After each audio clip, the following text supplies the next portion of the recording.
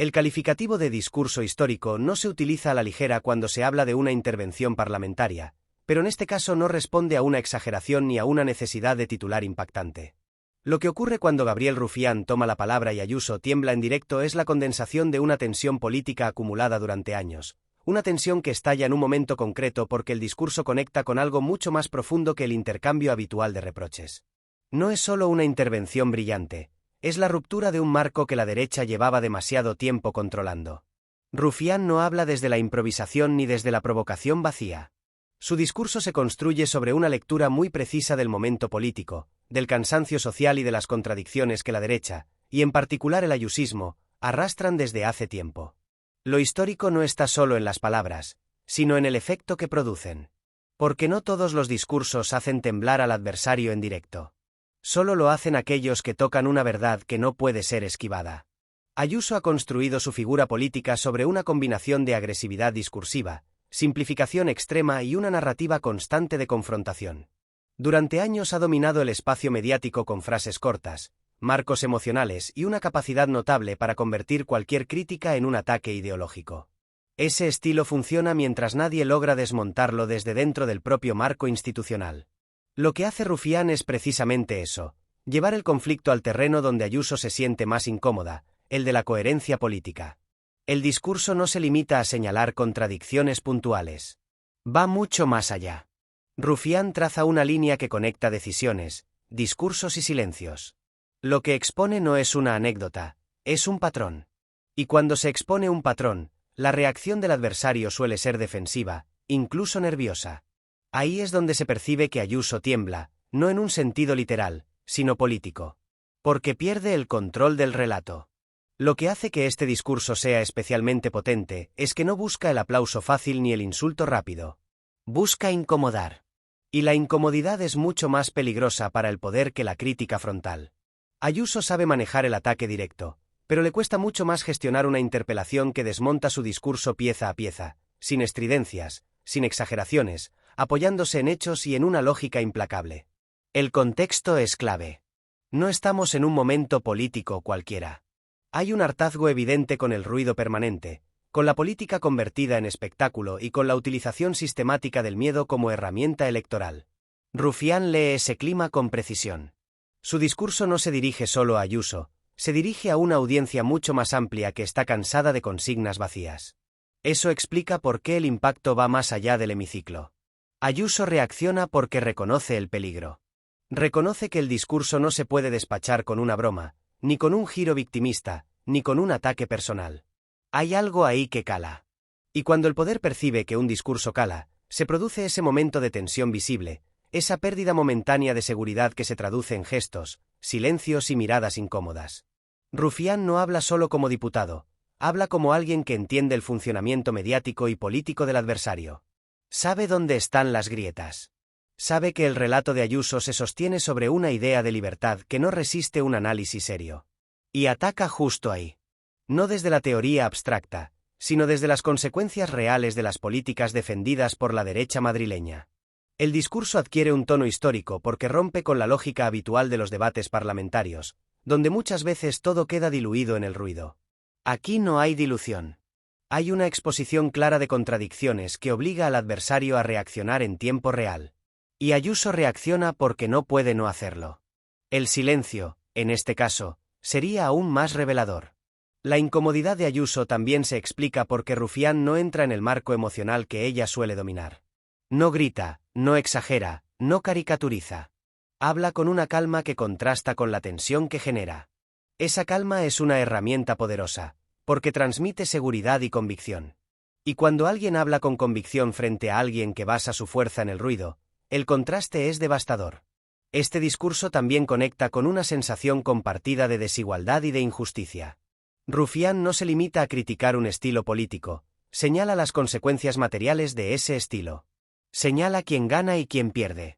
Señala cómo determinadas decisiones afectan siempre a los mismos.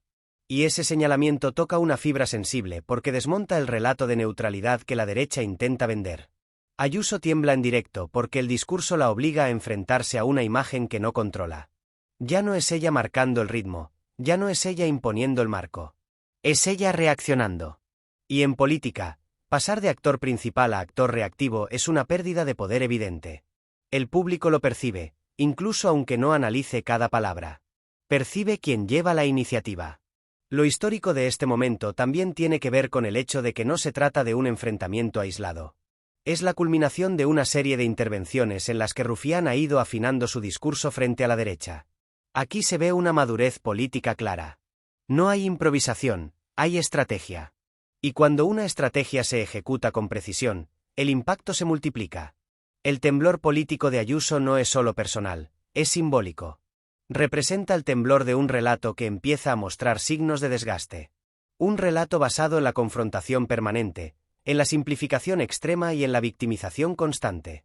Rufián no destruye ese relato de golpe, pero le asesta un golpe certero. Un golpe que deja marca. Este primer bloque deja claro que no estamos ante un intercambio más. Estamos ante un momento en el que el equilibrio de fuerzas discursivas se altera. Rufián consigue algo difícil, desplazar a Ayuso de su zona de confort y hacerlo delante de todos. Eso es lo que convierte la intervención en histórica. No por su duración ni por una frase concreta, sino por el efecto político inmediato que genera. Aquí comienza un análisis que irá mucho más allá de este primer impacto. Porque entender por qué este discurso hace temblar a Ayuso implica entender cómo se ha construido su poder, qué grietas tiene y por qué determinados discursos, cuando se articulan bien, pueden desestabilizar incluso a figuras que parecían intocables.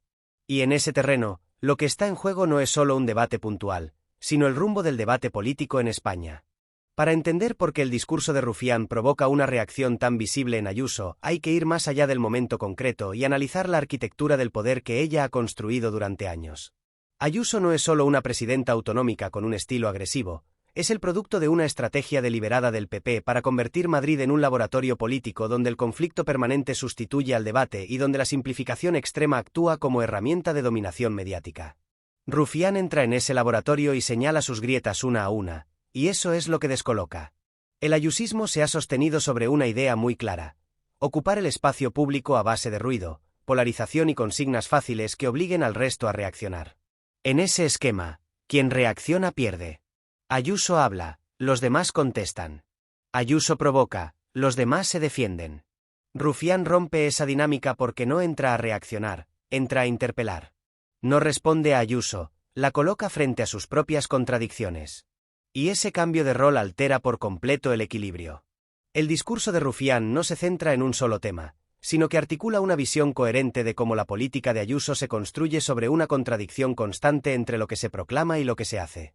Libertad frente a precariedad, bajadas de impuestos frente a deterioro de servicios públicos, discurso patriótico frente a deslealtad institucional. No lanza acusaciones sueltas, construye un relato alternativo que conecta esos elementos y los presenta como parte de un mismo modelo. Ayuso se siente cómoda cuando el debate se reduce a etiquetas. Comunismo, libertad, España, ellos contra nosotros. En ese terreno, se mueve con soltura. Rufián evita ese marco deliberadamente. No discute etiquetas, discute consecuencias. Y cuando se discuten consecuencias, el ruido ya no sirve como escudo. Porque las consecuencias se viven, no se debaten en abstracto. Ahí es donde el discurso empieza a incomodar de verdad.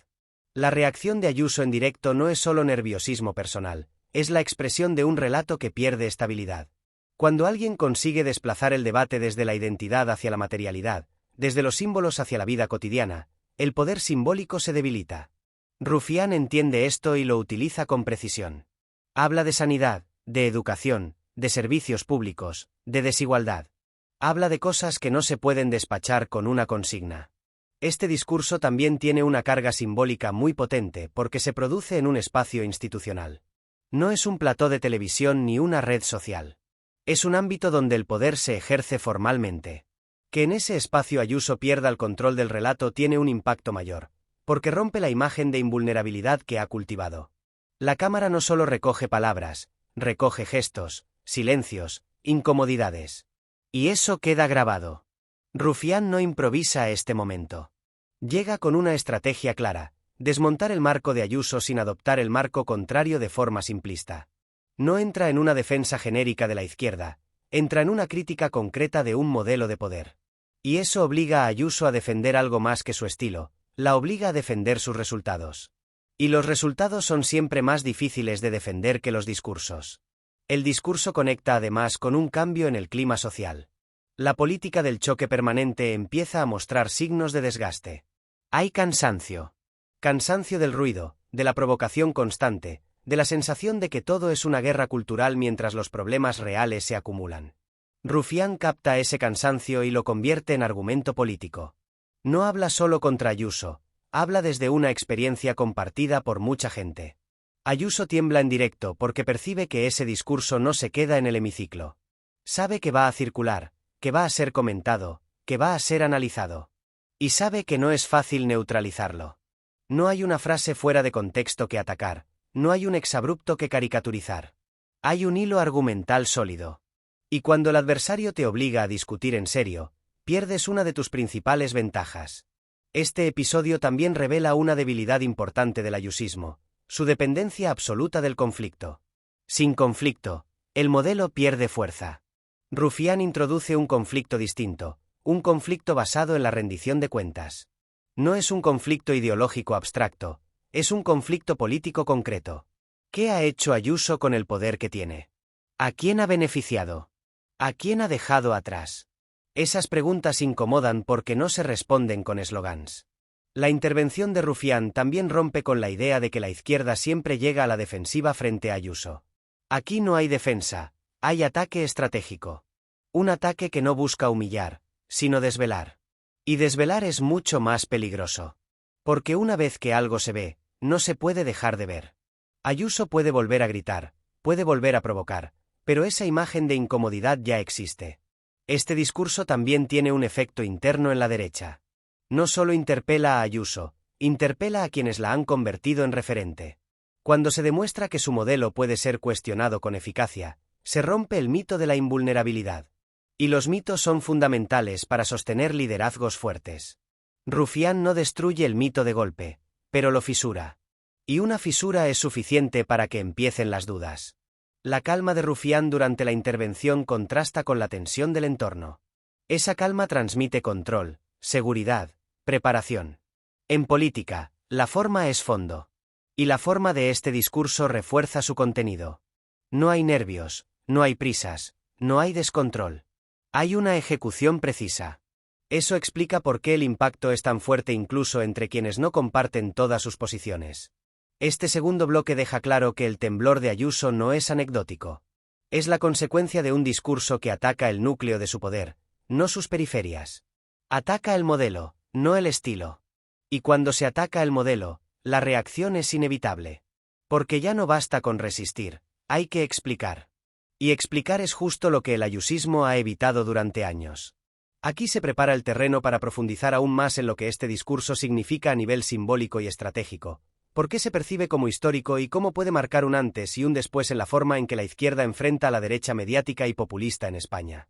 Porque cuando un discurso consigue alterar el equilibrio, ya no es solo un discurso.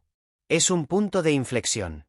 El carácter histórico del discurso de Rufián se entiende todavía mejor cuando se analiza desde una perspectiva más amplia, no solo como un enfrentamiento concreto con Ayuso, sino como una ruptura consciente con una forma de hacer política que durante años ha condicionado el debate público en España. Lo que ocurre en ese momento no es simplemente que Ayuso se vea incómoda, es que por primera vez su modelo discursivo se enfrenta a un contramodelo eficaz, articulado y ejecutado sin complejos.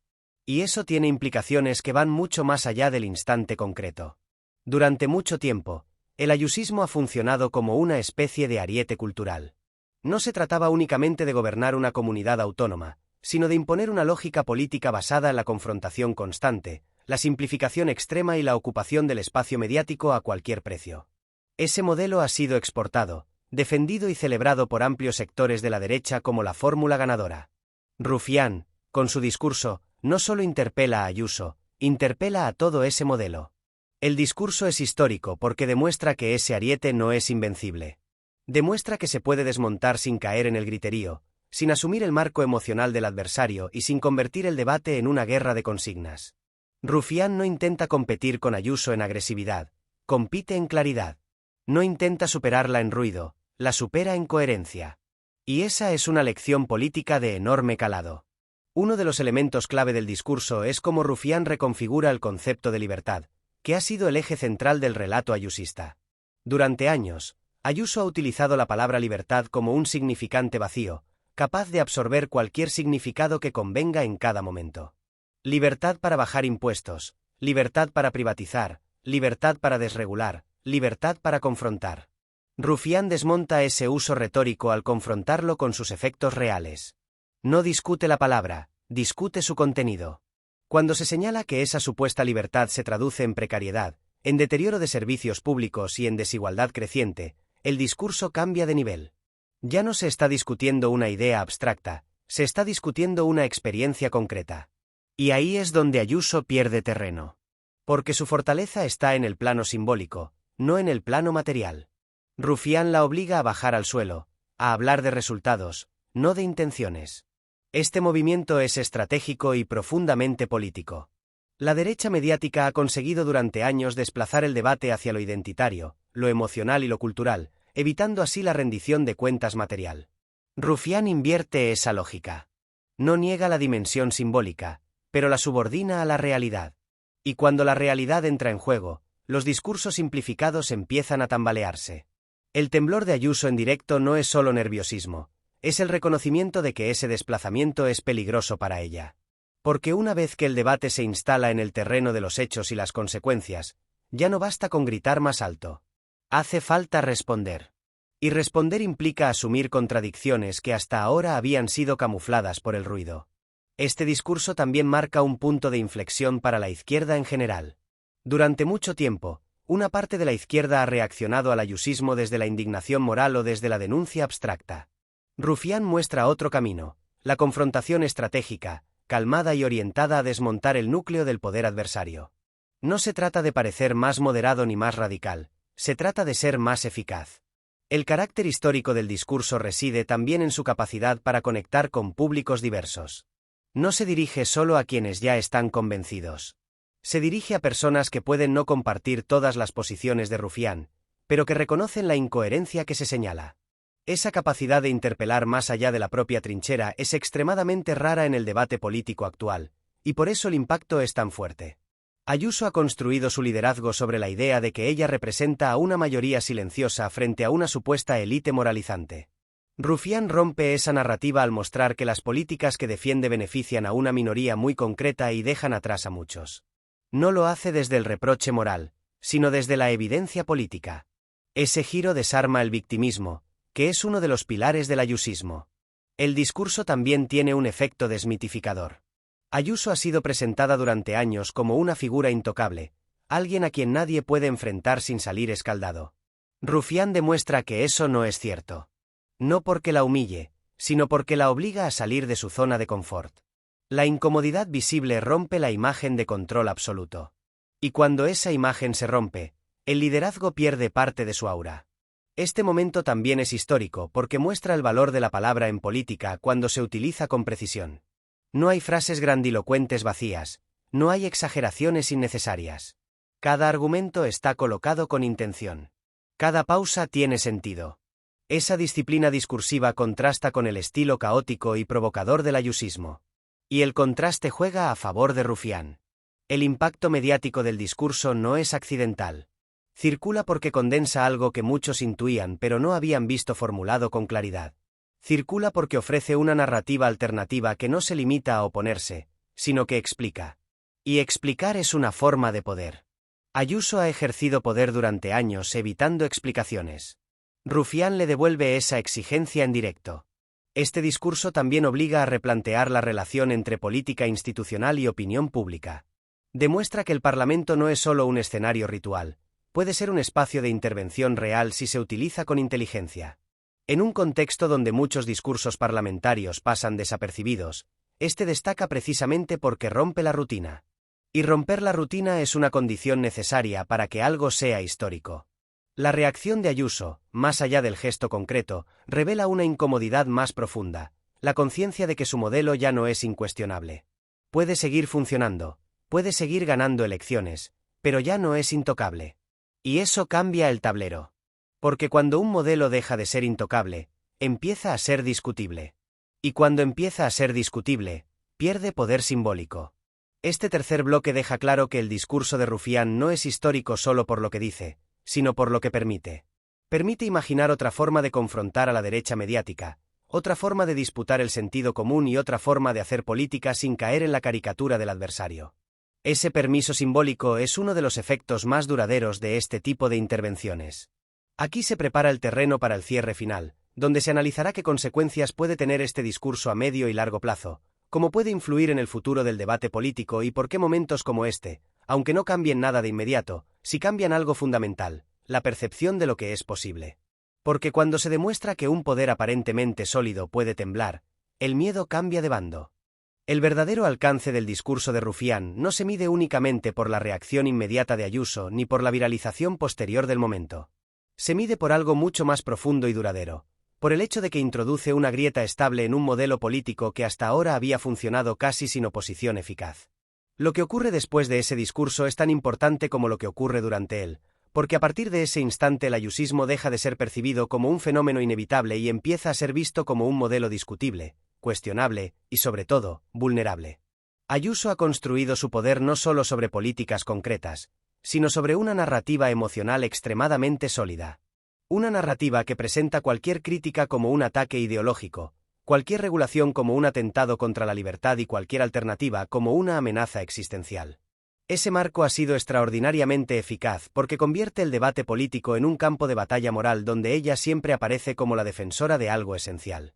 El discurso de Rufián no destruye ese marco de golpe, pero lo perfora. Y una vez perforado, ya no vuelve a ser hermético. Lo que hace histórico este momento es que demuestra que ese relato puede ser confrontado sin adoptar el rol que el ayusismo espera del adversario. Durante años, la derecha madrileña ha provocado deliberadamente para forzar respuestas airadas, reacciones exageradas y debates broncos que luego utiliza como prueba de que los otros no saben gobernar ni dialogar. Rufián no cae en esa trampa. Mantiene el control emocional, mantiene el hilo argumental, y al hacerlo, deja a Ayuso sin el antagonista que necesita para reforzarse. El temblor político de Ayuso no es una derrota definitiva, pero sí es una señal. Una señal de que su modelo no es invulnerable, de que puede ser cuestionado desde dentro de las instituciones y de que no todo el mundo está dispuesto a jugar a su juego. Esa señal es crucial porque cambia la percepción de poder. Y en política, la percepción es casi tan importante como la realidad material. Este discurso también tiene consecuencias para el conjunto del debate político en España. Durante demasiado tiempo, la derecha mediática ha marcado los temas, los marcos y los ritmos. Ha conseguido que la izquierda discuta en terreno ajeno, respondiendo a provocaciones en lugar de imponer agenda. El discurso de Rufián muestra que es posible invertir esa dinámica. No siempre, no de forma automática, pero sí de manera estratégica cuando se combinan preparación, claridad y valentía política. A partir de este momento, cualquier intento de Ayuso de reducir el debate a consignas encontrará un precedente incómodo. Porque ya se ha demostrado que se le puede obligar a hablar de resultados, de consecuencias y de responsabilidades. Y aunque consiga esquivar esas preguntas en otras ocasiones, la memoria política ya está ahí. La imagen de incomodidad existe. Y las imágenes, en política contemporánea, tienen una fuerza enorme. Este episodio también interpela directamente al Partido Popular como organización. Ayuso no es una figura aislada, es uno de los principales referentes del partido. Si su modelo empieza a ser cuestionado con eficacia, el PP se ve obligado a reflexionar, aunque sea internamente, sobre los límites de esa estrategia. Puede optar por redoblar el ruido, pero eso implica asumir un desgaste creciente. Puede optar por modular el discurso, pero eso supone reconocer implícitamente que el modelo anterior ya no basta. El discurso de Rufián también envía un mensaje claro a la izquierda: no basta con denunciar, hay que disputar. No basta con señalar injusticias. Hay que articular relatos alternativos que conecten con la experiencia cotidiana de la gente. Lo histórico de este momento es que muestra un camino posible. No garantiza el éxito, pero demuestra que la confrontación inteligente puede generar efectos reales incluso frente a liderazgos mediáticamente muy potentes. Este punto es fundamental porque durante años se ha instalado una especie de resignación política. La idea de que ciertos liderazgos son intocables, de que determinados estilos siempre ganan, de que el ruido siempre se impone a la razón. El discurso de Rufián rompe esa resignación. No porque gane una batalla definitiva, sino porque demuestra que el poder también se equivoca, también se incomoda y también puede ser desestabilizado. Ayuso tiembla en directo porque, Aunque siga teniendo poder, percibe que algo ha cambiado. Percibe que ya no controla completamente el marco. Percibe que hay discursos capaces de atravesar su blindaje mediático. Y esa percepción genera inseguridad. No una inseguridad inmediata que derribe su liderazgo, sino una inseguridad estratégica que obliga a replantear movimientos futuros. Este momento también tiene un valor pedagógico para la ciudadanía. Muestra que la política no es solo gritos y espectáculo, que la palabra bien utilizada puede tener efectos concretos. Muestra que el Parlamento no está condenado a ser un teatro vacío. Y muestra que la confrontación no tiene por qué ser sinónimo de insulto. Esa pedagogía es especialmente importante en un contexto de desafección política creciente. El discurso de Rufián no cambia leyes ni presupuestos de forma inmediata, pero cambia algo más sutil y duradero: el clima. Cambia la sensación de inevitabilidad. Cambia la percepción de quien tiene la iniciativa. Cambia la idea de qué tipo de discursos pueden funcionar. Y esos cambios, aunque no se midan en titulares inmediatos, influyen en el largo plazo. Para Ayuso, este episodio es un aviso. Puede ignorarlo, puede minimizarlo, puede intentar enterrarlo bajo nuevas polémicas. Pero el aviso está ahí. Su modelo ya no es inexpugnable. Y una vez que un modelo pierde esa aura, cada error pesa más, cada contradicción se amplifica y cada gesto de incomodidad se interpreta como debilidad. Para Rufián, este discurso marca un punto de consolidación política. No solo como polemista, sino como estratega discursivo. Demuestra que entiende el terreno, que sabe leer al adversario y que es capaz de intervenir de forma quirúrgica en momentos clave. Eso le otorga un peso político que va más allá de su grupo parlamentario concreto. Este cierre también obliga a reflexionar sobre el papel de los discursos en la política contemporánea. En un contexto saturado de mensajes breves, de titulares y de ruido constante, un discurso largo, articulado y coherente puede parecer anacrónico. Sin embargo, este episodio demuestra lo contrario. Cuando un discurso está bien construido y se inserta en el momento adecuado, puede tener un impacto enorme. El calificativo de histórico no significa que este discurso vaya a ser recordado durante décadas como un punto fundacional, sino que marca un antes y un después en la percepción del equilibrio político actual. Marca el momento en el que se demuestra que el ayusismo puede ser desafiado sin caer en su juego. Y esa demostración es, en sí misma, un hecho político relevante. Este guión se cierra con una idea clara: el poder no solo se sostiene con votos, se sostiene con relatos. Y los relatos, por muy fuertes que parezcan, pueden ser cuestionados cuando se enfrentan a discursos bien construidos, valientes y conectados con la realidad. Rufián consigue eso en este momento. Ayuso lo percibe. Y el público lo ve. A partir de ahora, cada vez que Ayuso intente imponer su marco sin contestación, existirá el recuerdo de este discurso.